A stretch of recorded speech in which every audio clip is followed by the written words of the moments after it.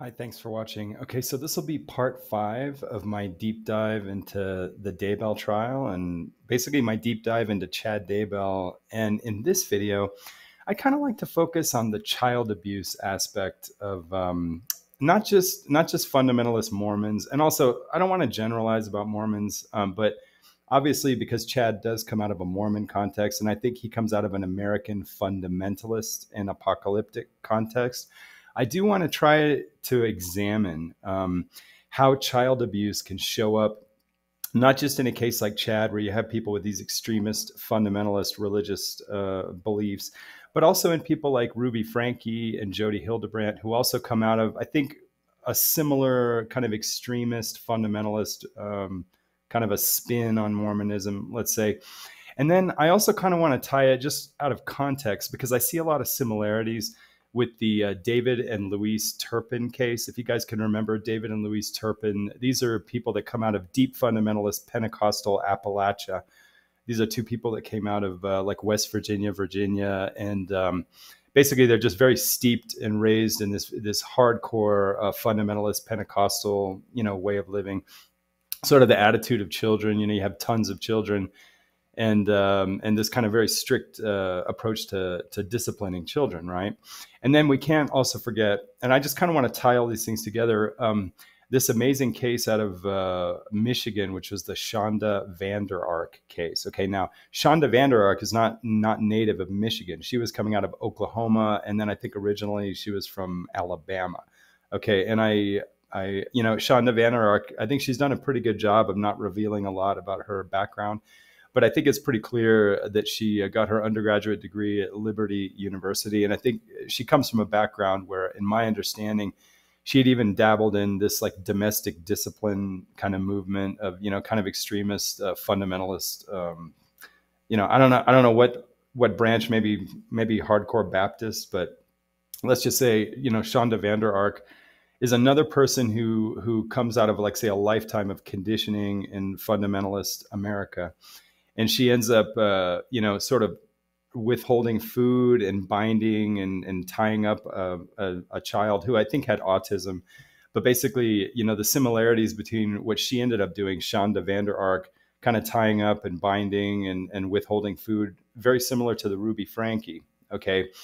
And, these are very loose connections because I think looking at Chad Daybell, for example, I don't think we see a huge pattern of withholding food. So I don't think starvation was really like the method. So these are kind of loose parallels, but I think we can see with Chad Daybell that he at least fell into the pattern that we see coming out of, I think, and I'm sorry, if I'm offending people, but at least let's just question it, coming out of, like, say, the fundamentalist worldview, at the extremes. We're talking about the extremes. But where Chad, for example, in these text messages, where he was talking about like decreasing the pain tolerance and increasing pain on children, basically hardcore abusive motifs, all right? Basically kind of looking at children as objects, and that discipline is kind of like righteous to impose like a merciless discipline on children as almost as though they were just objects, And so I think in that sense, I don't think it's unfair to sort of kind of loosely kind of examine how, Chad could get to the point where he was just absolutely merciless, in his idea of how to, like imposing pain on children and viewing children as, like, saying having death percentages and maybe even, even children qualifying for like a blood atonement kind of thing where basically, just like some Christians, they feel like they're so unambiguously saved that they can't possibly not be saved, that like some Christians are so good that their salvation is just guaranteed. Other people fall so far down in sinfulness that it's guaranteed that they can never be saved. You know what I'm saying? So this idea that people can become so bad that they're not even savable, basically. And then, sort of looking at these people almost as like just objects, I'm kind of blending the terms because I think the idea of also, obviously, the idea of imposing heavy discipline on children is maybe holding out the hope that maybe they can be saved, but only saved by just this extreme discipline, this really kind of, I would say, kind of merciless discipline where it's almost like you take the the regimen of discipline and you make that more important than the human being that you're imposing it on. So basically, this kind of trend of sort of dehumanizing, sort of downgrading people and sort of regarding them either as objects or sort of as a downgraded being, you know, where you can impose this ridiculous level of discipline. So I'm not accusing of Chad of falling into the same starvation technique. And I don't even know if Chad and Lori were like binding the children. Okay, so in that sense, I think the Jody Hildebrandt and Ruby Franke is more tied, and I think in a way more similar to the David and Louise Turpin and the Shonda Vander Ark. I think those people were sort of falling into a very, very similar pattern of withholding food, physically binding people, and making them do wall sits and just all these kind of like torture, basically. The David and Louise Turpin, I don't think they were imposing like exercise on the children, but I think they were binding them up and they were torturing them as well, because we know that David and Louise Turpin, they would buy like fresh cakes and pies and have them like visible to the children who were basically being starved and put in handcuffs and stuff. And basically the children had to like witness good food just being put out and even going like spoiling, you know, and knowing they couldn't eat it. So in a sense, there's that torture aspect, you know. But bottom line, you know, even if we're not going to accuse Chad of having the exact same modus in the way that he would, like say, impose pain and discipline on children, we cannot avoid the fact that Chad, you know, in the course of his fundamentalist journey, basically, you know, as he kind of fell off the rails and went to the extremes in his own fundamentalist journey, he was reaching a point where he could be very merciless and very abusive with children. Okay, at least it appears that way from the text messages. So, you know, even though, you know, I'm sure most people, well, I don't know. I think a lot of people, maybe they're just as outraged at how Chad treated his wife, you know, killing his wife. But here I want to kind of focus just on the part of sort of like the view, how fundamentalists, as they get into the extremes of fundamentalism, it can kind of warp and contaminate the way they regard children and how they can get to the point of really abusing children. Okay, so let's just assume for the sake of argument, and let's take seriously Chad's text messages where he talks about, you know, decreasing pain tolerance and increasing pain on children, and you know, talking really kind of glibly about like death percentages and regarding children as potentially being zombies, where they're like beyond salvation, you know, and basically fair game to even be killed, you know, potentially. So let's take that seriously. And let's kind of try to open the scope and sort of combine, try to see what similarities we can find with the Jody Hildebrandt, Ruby Franke, and also the Shonda Vander Ark and the David and Louise Turpin. I think these are cases. Obviously, there's lots of other cases out there, and let's be very careful. Not all fundamentalists are abusive. It's just that's unfair. But we see a pattern where we see some kind of a little bit of a trend where we see some pretty dramatic, spectacular child abuse, and some similarities where we do see that common denominator of the fundamentalist experience. You know, people that have sort of a fundamentalist background. And so for anybody who feels fundamentalist, maybe this is not a good video to watch. I'm not going to trash fundamentalism, by the way. I'm going to try to be very respectful, but I am going to ask questions. Okay. And I'm not a religious person. So anybody who knows more about religion than I do, you know, maybe this is not the big video. Maybe other people, I would like to encourage other people who know more than I do. Maybe that this could just be a conversation. Maybe I'm starting the conversation, or maybe I'm being part of the conversation in a very inarticulate, very, very ignorant. Maybe my point of view is a little bit ignorant, but I encourage those who know more than I do to say it better than I can, you know, and to address this issue, you know, because I want to at least focus on how the fundamentalist way of thinking, okay, and how the fundamentalist ethos, you know, sort of the environment of fundamentalism, how it can lead people to sort of downgrade and dehumanize children and sort of impose this almost spectacular level of cruelty, you know, coming from a world of devout belief. You know, how is it that people who have devout beliefs and a devout sense of, you know, a justice and a devout sense of salvation, how can people like that become, you know, spectacularly cruel to children and impose really, you know, spectacular, almost, you know, just criminality on children? You know, how can that happen? So for those people that are just too sensitive and don't want to hear a criticism or let's say questions about, like say fundamentalism, I admit this may not be the best video, but I'm just going to go ahead and do this. And for the few that want to watch it, and also understanding, I don't know anything about religion. I really am not a religious person. So, anybody who knows more can put in the comments, or they can make their own videos and improve the conversation. I'm not trying to answer questions. I'm trying to raise questions. Okay.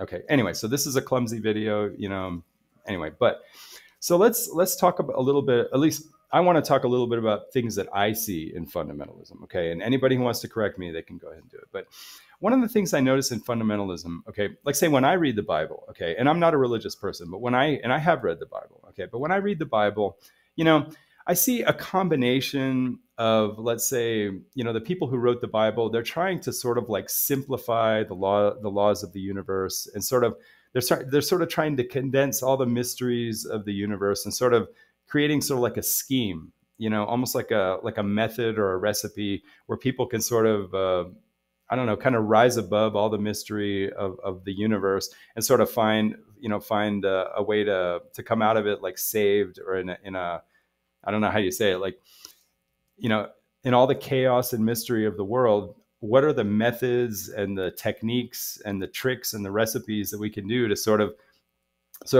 get around all the chaos and all the difficulty of life, to sort of find our way into, like, say, a paradise. You know what I mean? The idea is like, how can we make it to paradise?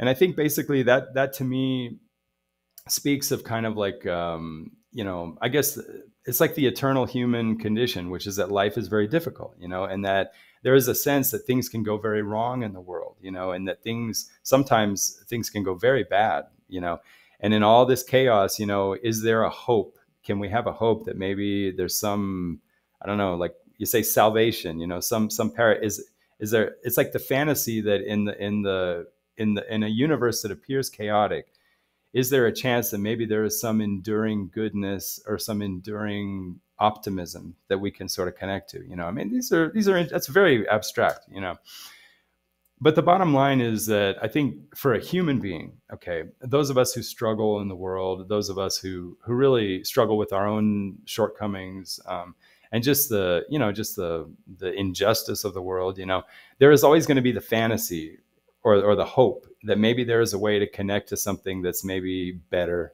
than the misery and the suffering and the chaos that is part of the human condition, So it's kind of like a struggle to identify with something that deserves optimism and that deserves to be called good, And I guess maybe my opinion is that, I don't struggle to see goodness in the universe. I don't struggle to see that, but I also don't struggle to see that the universe also has some shocking, I don't know, natural cruelty, I guess. Every living biological being does die, and that the earth can get hit by asteroids, there can be fires, there can be tsunamis, people, like families, as much as they try, there's always conflict.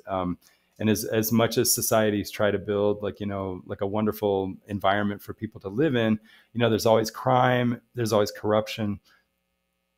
So I agree that it's frustrating, but I also see that there are a lot of wonderful and good things out there. So it's kind of a balance, like say animals, I see so much beauty in animals. Nobody had to teach me that animals are beautiful. Animals to me are just wonderful, beautiful. But animals also can kill people, animals can kill each other, and so it's kind of like, unfortunately, you can't escape that you can always find beautiful things, and you can always find something beautiful.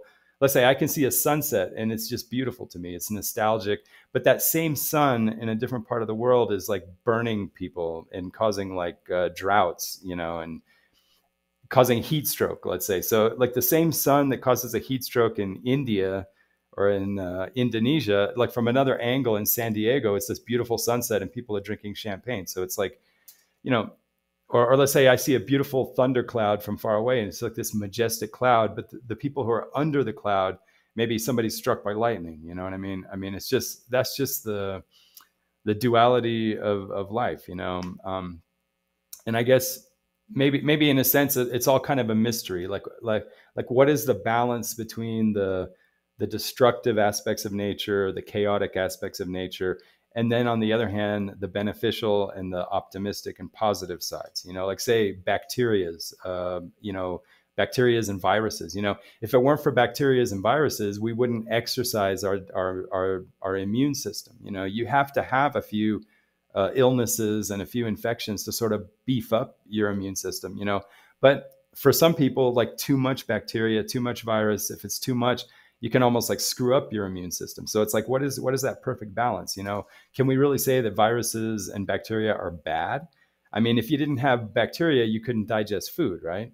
If you didn't have a few infections, you wouldn't even develop your your immune system. You know what I mean? So it's like, you can't really say that even bacteria are bad. If you didn't have bacteria and viruses, we probably couldn't survive, But on the other hand, the same bacteria and viruses, they kill us too. So it's kind of like, I don't think there's any aspect of, let's say, the natural world where we can say definitively that everything is all good or all bad, And yet, as humans, we sort of want to try to simplify we want to try to simplify everything and think that we can sort of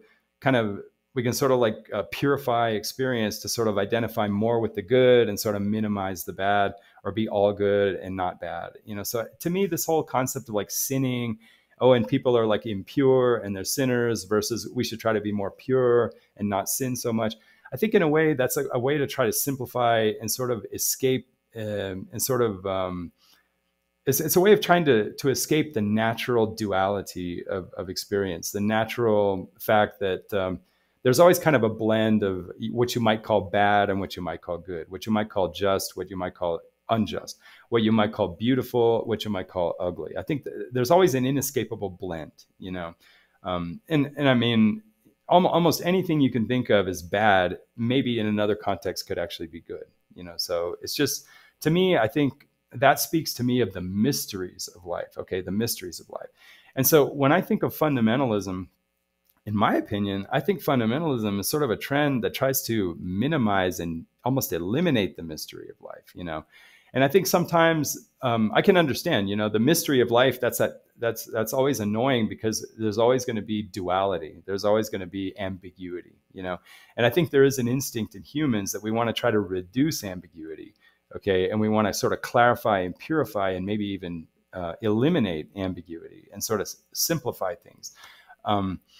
But I think that in a world where whether it's through religious doctrine or cultural, tradition, a world that tries to sort of eliminate or minimize mystery, okay, I think that's dangerous, okay, and that can also in a way be bad, and so even in the, as we seek, like say, ultra purity, purity, sort of ultra goodness, I think maybe even that could in a way be sort of an artificiality, and maybe also in itself a bad thing, And I'm reminded, my father is a professor of medicine, okay, and he explained to me that poliomyelitis, right, polio wasn't a problem before the modern world, okay. And when I say modern, I mean like 1900s, 1900s, okay, because it was only in the 18 and 1900s that humans started developing levels of hygiene, okay, where really we were living more clean than we really maybe were evolved to live.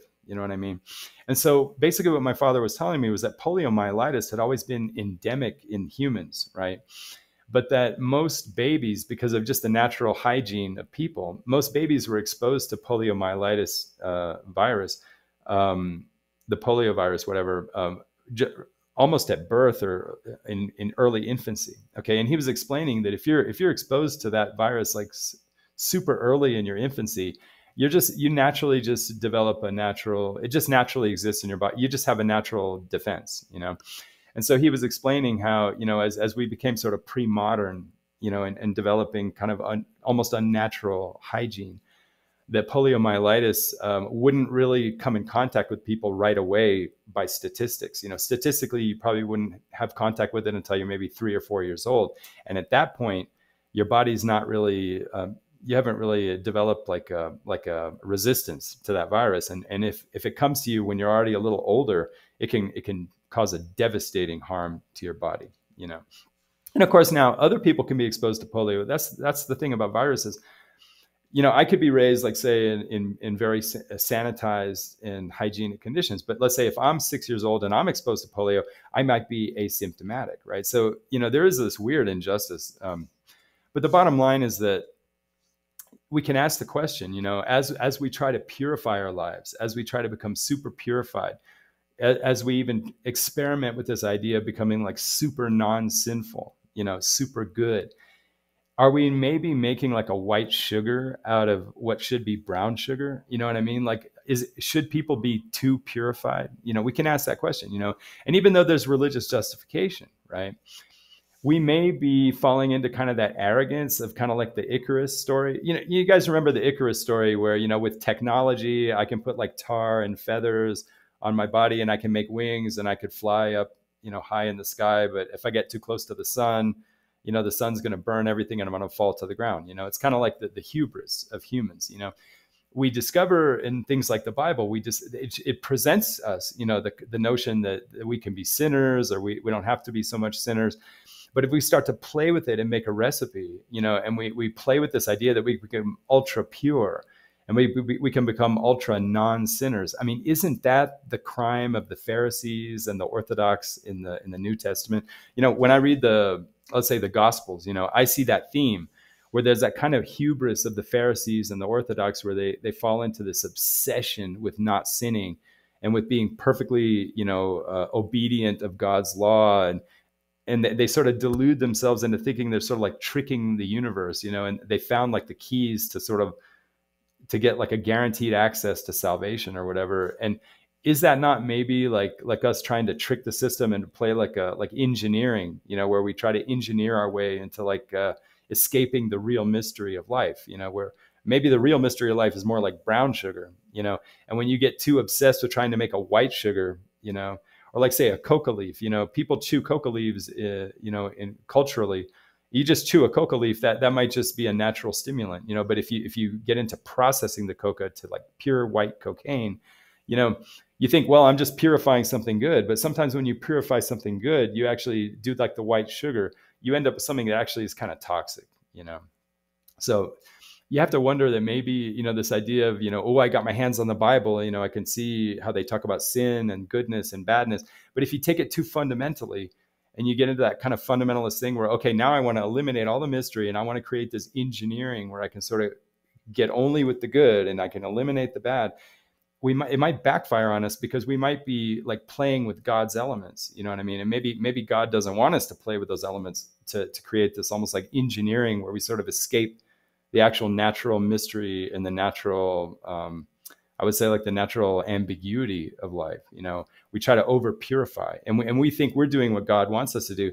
Maybe God doesn't want us to be ultra pure. If you really read the Gospels, you might even catch like undertones in the way Jesus criticizes the Pharisees and the Orthodox, that maybe they're too obsessed, like obsessive about good and bad and sinning and not sinning. And if we sort of import that into Christianity, we might be sort of importing some of the things that Jesus supposedly was criticizing about the prior era. So we're not really entering into a true, let's say maybe what we think is like really hardcore Christianity is not really truly in the spirit of what's in the Gospels. And if anybody thinks I'm wrong, but it's fair to say, like when you read Paul, for example, compared to like say the Gospels, Paul, he speaks in a tone that seems to have a very diminished ambiguity. He seems very black and white. It seems like he's kind of like purified his doctrine so that the mystery is very low, and maybe he's sort of like the white sugar, maybe too white sugar, and maybe the Gospels are like the brown sugar. You know what I'm saying? Hey, I could be wrong. If you guys know better than I do, you tell me, but the bottom line is that coming out of this fundamentalist, like say this fundamentalist reality, you see people like Shonda Vander Ark, you see people like, Jody Hildebrandt. Okay. You see people like, David and Louise Turpin. Okay. And these people, I think, we have to ask the question, how can coming out of like, say, this world of fundamentalism, okay, this world that wants to kind of like minimize ambiguity, that wants to sort of minimize the mysteries, wants to try to create almost like a ruthless white sugar of like a engineering of goodness in people, how is it then that we can end up, sort of, for whatever reason, we can end up sort of dehumanizing people, children, okay, and we can end up sort of trying to impose really a spectacular cruelty on children. How's that going to happen? So I think what we're really talking about here is either religious or righteous or ideological cruelty. Okay, so this is not just any cruelty, but we're talking about, like, say, righteous, religious, or ideological cruelty. Okay, and I think there's really two aspects to this. I think, first of all, we can't deny that I believe there's a technological motif, there's a technological theme in fundamentalism.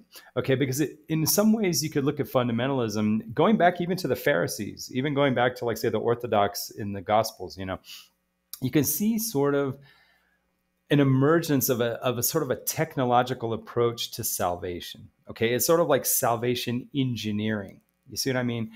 And basically, you can also see in the Bible, clearly the mysteries of life. The mysteries of life. There's even parts in the Gospels where even Jesus himself says, "Why are you calling me good?" He says, "No one is good." And there's even parts of the Gospels where Jesus says, "No one knows the hour or the day, not even the angels in heaven or the Son himself." I mean, are you going to ignore that?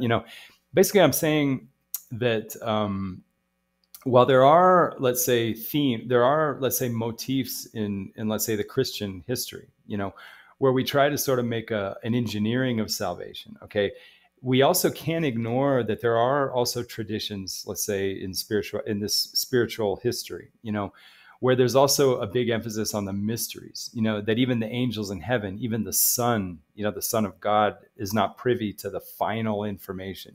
So every time we try to, like, create, like, say, I think Paul does, Paul, to me, is very problematic, because I think he really is the father of Christianity, right? I think Paul, to me, just when I listen to him, he seems to have it all kind of figured out. He seems to sort of have established more of an engineering of how, through meditating on the cross and believing in a certain way, you have a transformation, and then therefore you are saved. And, oh my God, well, what are you saying? You can't sin? Oh, yes, you can sin, but you're saved. And because they try to make this like machinery, like an engineering of salvation. Okay. And I think that's a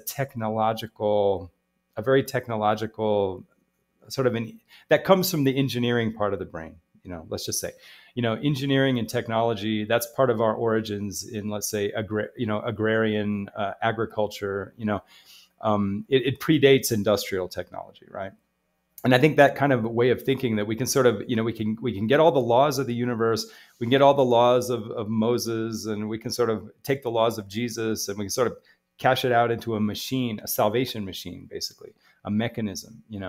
I mean, to a certain extent, I'm being a little metaphorical, but I'm just saying, there is the sense, I think, in the Christian history, in the history of Christianity, especially coming from Paul, with this idea of how, through faith on the cross, Jesus dying on the cross, spilling blood for us, and then therefore he spilled the blood, and it's kind of almost like this mechanical, mathematical process. Whereas if you look at other parts of the Bible, I see a kind of a more wiser emphasis on, no matter what we get through prophecy, no matter what illuminations we get, there is always still the asterisk, the caveat, the footnote, that no matter what illuminations we get, even if we're prophets, not even the Son himself knows the hour of the day, not even the angels in heaven. Kind of like, it's always good to put a little footnote, a little asterisk, that, no matter how wonderfully we feel we're illuminated, there's always kind of like a weird footnote, a weird asterisk, like even Moses, like, say, Moses, he like saved Israelites, he went up to Mount Sinai, he got the tablets.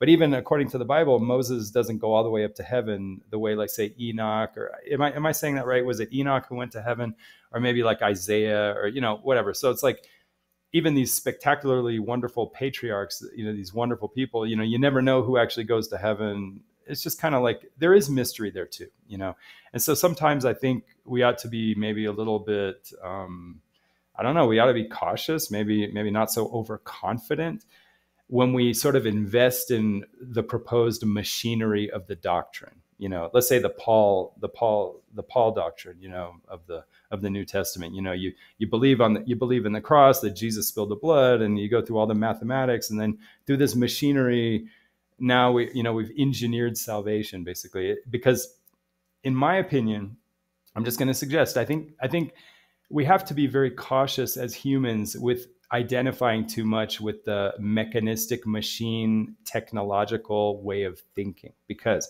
I think, at least in the modern world, I think the part of our brain that subscribes to, sort of making an engineering of life, sort of machining life, I think that is potentially an element of cruelty. Okay, I think the mentality of the machine, let's say the technological machine, as a way of sort of adapting to, let's say, the predicament of life. I think our identification with machines and the machine mentality, okay? And what I mean by that is kind of technological adaptation, right? As we adapt technologically to the world, I think the part of us that has that kind of machine-like technological process, right? I think that is a part of us that can be cruel. It can result in cruelty, because that's a part of our brain, for whatever reason. I don't know why it is, but the technological parts of our brain, I think, have a way of sort of dehumanizing reality a little bit. You know what I mean? And so we have to be careful. We ought to be technological, but we always have to remember that the machine thinking, the mechanical thinking, the engineering parts of us, that's just a part of us. Okay, we don't want to get fully invested in that way of thinking. And that's why, I don't like it when people say, well, I'm a left brain person or I'm a right brain person. We have all hemispheres. There is a part of us that's poetic. There is a part of us that's mysterious. There's a part of us that's technological. So I think it's really important not to fall too much and to get sort of absorbed and consumed only in the technological version of Christianity. So, if you read the Bible, let's say, and you like Paul, maybe you identify with Paul and it resounds with you. Well, you ought to still also maybe pay attention to other messages. So you can have sort of maybe some of Paul, but maybe not forgetting those important caveats of the deep mysteries, and also just as humans, as we meditate in the world, we can maybe not forget, that there is a lot of mystery out there, and that we ought to sort of maintain our attunement, if we're like radios, we ought to still maintain that frequency where we can still feel and sense and respect the mysteries of the world. So I think sometimes as we fall into, let's say, the technological dimension of religion, okay, where there is a part of religion where it is kind of a formula, and we sort of fall into that mechanistic machine-like sort of, identification with the formula of salvation, right? I think we need to be careful we don't overly identify with that, because I think that mechanistic mentality, I guess, that mindset, I think, has a cruelty to it. Okay, it's just the way maybe that's also a mystery. We just need to be careful with our technological identification, right? And I think that's a big problem. Let's say that I see, one of the parallels to, I think, the cultural realities that gave birth to things like Christianity, right? That cultural reality, I think it comes from early agricultural societies, early agricultural civilization. All right. And I think we need to be careful, because we may not realize how, in having our agricultural conquest of the world, how we conquered the world through agriculture. Okay. I don't think we fully realize how much damage we've done to, like, say, topsoils, right?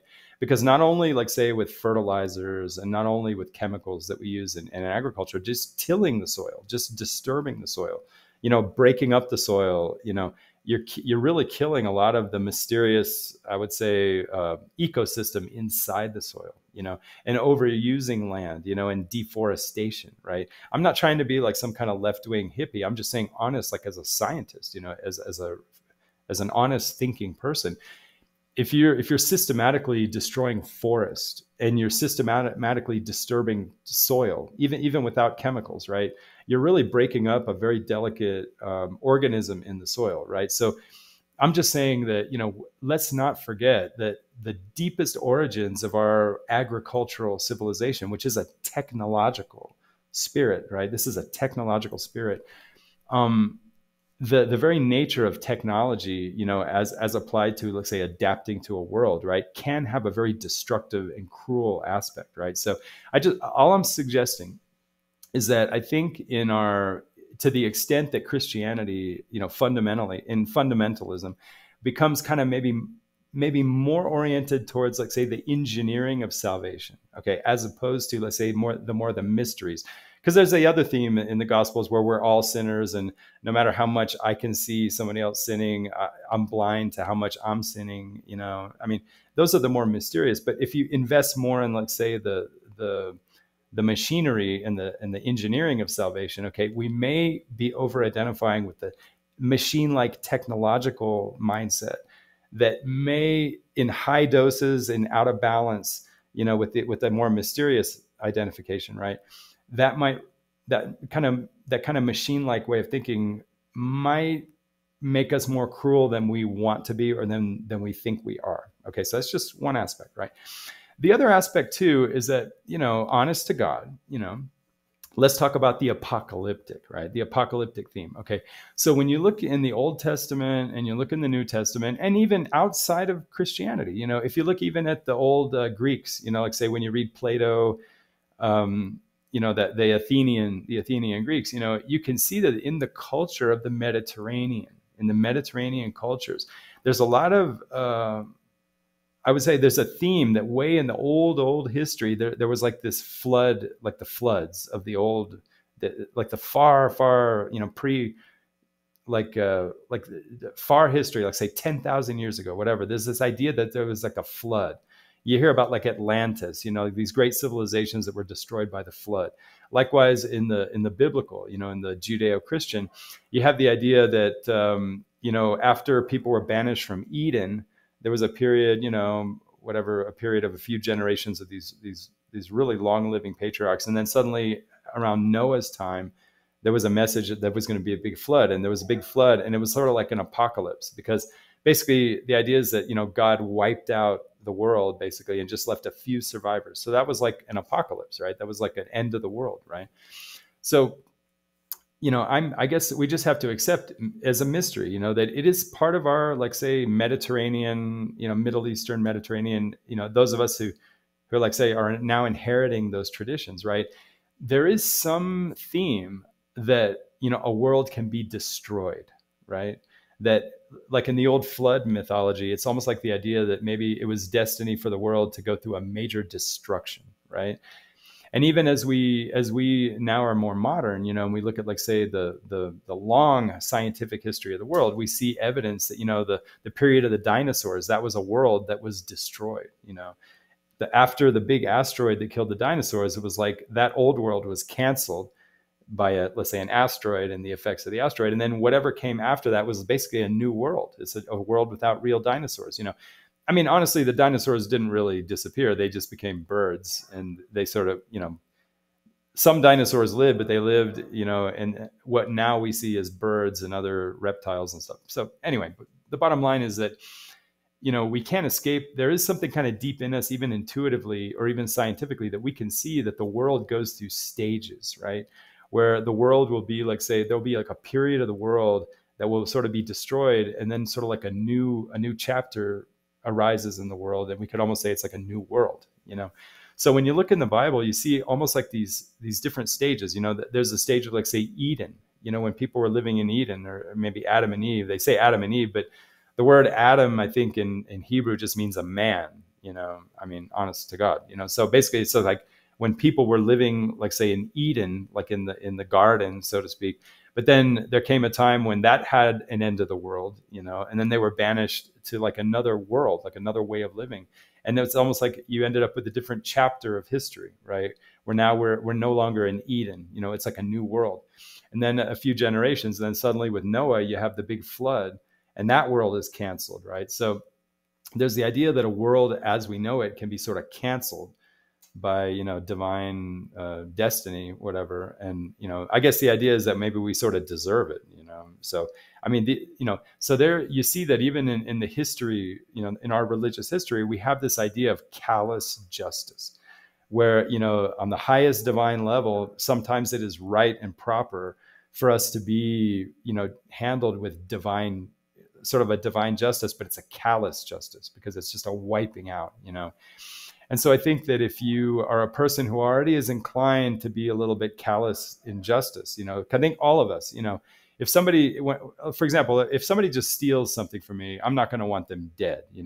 But like, say if somebody like kills your mother, or they kill your children, like there's an instinct in us, I want that person dead. So we have, as humans, we have the ability to, when we see things that are disgusting to us, or like say when I don't know, like maybe when the 9/11, when the World Trade Center was attacked, by those hijackers, there's this idea that I want some callous justice. I mean, humans are capable of that, right? And so when a person like that is reading, all these motifs coming out of our Bible, basically, you see that, hey, well, when God sees fit, he can just wipe out Eden and banish people to the desert. Tough luck. That's just the way it is. It's like tough love. That's just the way God works, and I identify with that. And then, when later on, after a few generations, when the world just doesn't rise to God's standards, well, he can just wipe it out with a flood, and then we start again. And then even like Egypt, Egypt is like another stage, in this history. And then when God wants to put all the plagues on Egypt and just wipe it out, well, that's just the way it is. They deserve it. So I think we have to be so careful that maybe it's not proper for us to, like, say, identify too much with God's perspective, because we're not in God's perspective. We're just humans among other humans. Maybe it's for God to have that callous justice, and maybe we shouldn't identify too much to it. Or even if we as humans, if we have a propensity towards like, say, callous justice, maybe we ought to kind of remind ourselves that maybe we're not God. Maybe God can do that, but we as people, we do have that tendency towards callous justice. But maybe we ought to regard that in ourselves with a lot of doubt and a lot of not be so confident in that. You know what I mean? And I think that's a problem too, because I think when you combine the theme in the Bible over this recurring theme of this callous, merciless justice, it's like wiping out worlds. We need to be so careful when we identify with that, because if we're maybe identified too much with our machine engineering notion of salvation, you combine that with maybe inappropriately identifying with God's position, like we say, wiping out whole, eras and, like, say, chapters of history, and creating new worlds, whatever. We might sort of like combine those cables, and we might sort of combine the worst of our machine orientation and our technological mindset, and combine that with maybe inappropriately identifying with God, where, tough luck, hey, sometimes people have to be wiped out. And we sort of develop, maybe inadvertently, this really callous, sort of dehumanizing way of regarding people, where on the one hand, we have too mechanistic a sense of salvation, where we think, oh, well, I've gone through my procedures and I'm saved. And then look at all those heathens out there that are not saved, and they're sinning and they're offending God, and God's just going to kill them. And hey, that's the way it's supposed to be. And you almost maybe even enjoy it, because you think but maybe we're inappropriately identifying with God's position. You know what I mean? So I see a lot of problems with that. And I really think it is a combination of maybe over-identifying in the wrong point of view with this theme of how worlds come to an end, and how God sees fit to, like, say, destroy chapters of history, and in that sense, when we look at the history of the Bible, the history reflected in the Bible, right? When we talk, like, say, from a Christian context of the apocalypse, the world coming to an end, and even when we read, like, say, what do they call the last chapter in the Bible? I forget. Apocalypsis. That's how they say it in Spanish. I forget. I forgot the name of the last.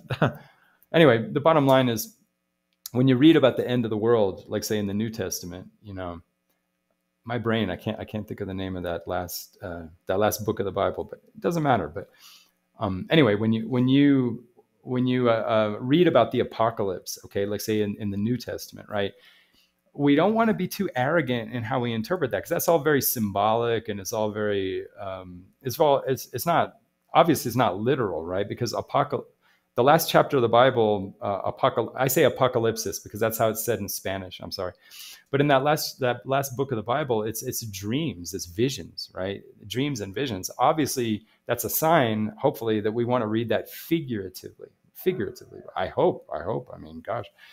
But when you read it figuratively, you want to be careful, because when you look in the context of the history as reflected in the Bible, we're not talking about literally destroying the planet. We're talking about sort of canceling a chapter of history and starting a new one, basically. So you want to be careful not to be too literal about that. I hope, maybe I'm wrong. Maybe somebody can teach me. But I'm just remembered, if you're really going to take it seriously, you look at, again, at other parts of the New Testament, let's say the Gospels, where, no matter how much we think we know about the end of the world, only God knows the hour and the day, and not even the Son or the angels in heaven. So, I mean, I'm not a Bible thumper. I'm not taking it like as black and white, whatever, but I'm just saying, you look at all these things, and I think that that counsels us as people, that no matter what vision we think we have, no matter what illumination or insight we think we have, we really don't know. And it's probably, I think it's probably healthy just to take everything with a grain of salt, that don't be afraid that maybe the world ultimately for us as humans is way more mysterious than we want to think it is. You know what I mean? And just kind of learn to get comfortable in the mystery and not be so confident about who deserves to be dehumanized, who deserves to be wiped out, and when a person is actually possessed, as opposed to just being a regular sinner like all of us. You know what I mean? So, and also too, like I love that. I mean, I'm not a religious person, but I like that part of Mark. It's Mark chapter 10, verse 18 in the Gospels, where somebody asks Jesus, suggesting that he's good, and he says, "Why are you calling me good? No one is good." Those to me are like little reminders. They're like insights, and they're reminders of what wisdom really is. That we're just all sinners, And that when we start to get to that position where we start to think we can categorize people at their level of light or dark, how bad they are, if they're so bad that they can't be saved, and we have this, classification, Jesus in another part, Jesus very clearly said in a very important part of the Gospels that, even why are you calling me good? No one is good, and it's kind of reminding us not to get too overconfident, not to get too, I don't know, like to feel like, to remind ourselves that the world is more mysterious than we think, even when we think we understand things. You know what I mean? Kind of putting us in our place, in a good way, right? Anyway, so I definitely think, you can't escape it. When you look at the world of, like, say, the history as reflected in the Bible, it's this over and over and over where God at some point wants to cancel a chapter of history and open a new chapter of history. And when he cancels a chapter of history, he really wipes it out, like the way he wiped out Egypt. Okay. He just basically, I mean, you could say boiling all, taking all the figurative stuff and all the plagues and stuff, he basically wiped out Egypt. And it was like, you could see an era of history being canceled and a new opening in history, a new part of history opening, and likewise, even like mini apocalypses, mini ends of the world. Like, say that there's parts of the Bible where the Jews are basically, they're banished to Babylonia, and it's kind of like a period where, in a sense, the great Israel of Solomon and David was kind of downgraded, kind of destroyed in a sense, and then after the Christian period, the destruction of the temple in Jerusalem, so it's kind of like, it's not always the end of the world, but you can see how there's periods where things are sort of destroyed, and that's just the cycles of history, But I guess as humans, I think we want to make sure we want to try not to over-identify with the destructor part of it, like the person causing the destruction. Like, say, for example, when you look at, like, say, Abraham in Genesis, where he finds out that God wants to destroy Sodom and Gomorrah, right? And so what does Abraham do? Does he say, "Oh, yeah, you should destroy them"? You see, he's showing us, he's like modeling for us that we should not be, like, say, pretending to be on God's side, pretending to be at God's level and being like, "Oh, yeah, you need to destroy."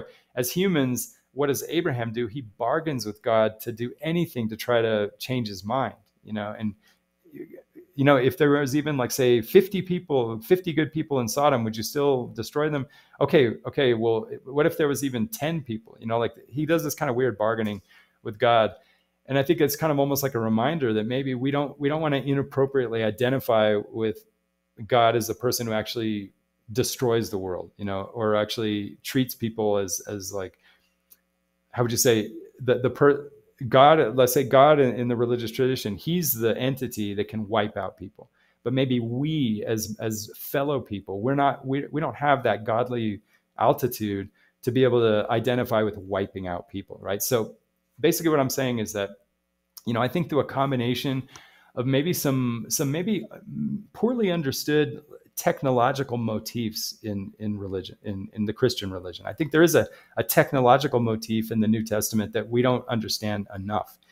And I think it's precisely that technological spirit, I think, which is what was criticized in the Pharisees and the Orthodox in the Gospels, And let's not forget that Paul himself was a Pharisee and an Orthodox. So in a way, maybe Paul sort of brought the Pharisees and the Orthodox mindset, the technological mindset, the salvation engineering, sort of brought that into Christianity. You know what I mean?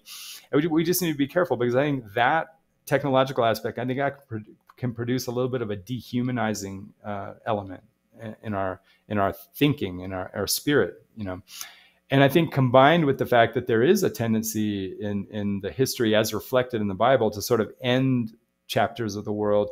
And we're always waiting for when this chapter of the world is going to come to an end. The world will come to an end. The world as we know it will come to an end. So there's that sort of apocalyptic stuff.